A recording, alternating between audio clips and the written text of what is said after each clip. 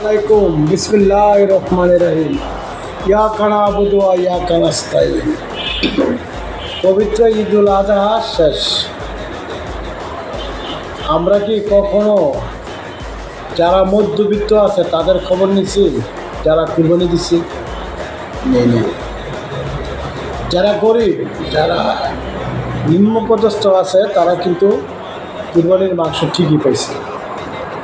যারা উচ্চবিত্ত আছে তারা কুরবানি দিছে, রাইট। কিন্তু যারা মধ্যবিত্ত ফ্যামিলি আছে, অনেক ফ্যামিলি আছে যারা কুরবানি দিতে পারে না, যারা ক্ষুধার্ত কিন্তু চক্ষু লজ্জে তারা বলতে পারে না মানুষের কাছে। আমরা যারা কুরবানি দিলাম বা যারা স্বাবলম্বী, আমরা গরিব দুঃখিত উপকার করবই, সাহায্য করব, এটা আল্লাহর বিধান। কিন্তু বর্তমান সমাজে, বর্তমান যুগে যারা মধ্যবিত্ত ফ্যামিলি তারা অনেক অসহায়।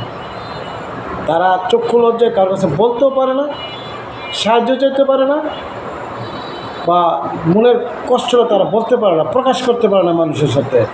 দেন আমরা যদি যারা সমাজপতি আছেন, যারা সমাজের কর্তা আছেন, যারা মনে করেন স্বয়ংসম্পূর্ণ, ওনারা যদি, ওই সমাজপতিরা যদি স্বঘোষিত পয়সাওয়ালারা যদি এই মধ্যবিত্ত ফ্যামিলির যদি খবর নেয়, তাহলে আশা করি আমাদের সমাজে যারা মধ্যবিত্ত অসহায়ভাবে জীবনযাপন করতেছে তাদের অসহায়ত্ব লাঘব হইবে। আসলে আমরা গরিব দুঃখীর পাশে মধ্যবিত্তরা খবর নেই, কারণ অসহায়ের পাশে দাঁড়ানি আমাদের মানবতা। সবাই ভালো থাকবেন ইনশাআল্লাহ। আসসালামু আলাইকুম।